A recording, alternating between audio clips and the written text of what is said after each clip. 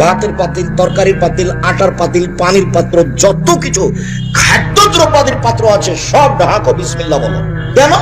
রাতে কতগুলি বালা মুসিবত চলে, সেইটা যদি কোনো জিনিস খোলা থাকে তাহলে তাতে ঢুকে যাবে। এইটা সকালে যে খাবে তার রোগ ব্যাধি হবেই। দোকানপাটে যা খোলা আছে তা খাবেন না, ঢাকা থাকতে হবে। যা ফাঁকা জায়গায় বিক্রি হচ্ছে তা খাবেন না, তা ঢাকা থাকতে হবে, তাহলে খাবেন। নইলে তার ভিতরে রোগ জীবাণু ঢুকে আছে, এ কথা আল্লাহর নবী বলছেন। শেষ পর্যন্ত তিনি বলছেন, ওয়ালাউ তারজু আলাইহি শায়ান, কিছুই যদি না থাকে, দরজা যদি না থাকে, জানালা যদি না থাকে, বাহির দরজা যদি না থাকে, ভাতের পাতিল ঢাকার যদি কিছু না থাকে, পানির পাত্র ঢাকার যদি কিছু না থাকে, তাহলে একটা খড়কুটা এরকম একটা কাঠ বিসমিল্লাহ বলে উপরে রেখে দেন, সকাল পর্যন্ত এই দরজা দিয়ে শয়তান ঢুকতে পারবে না।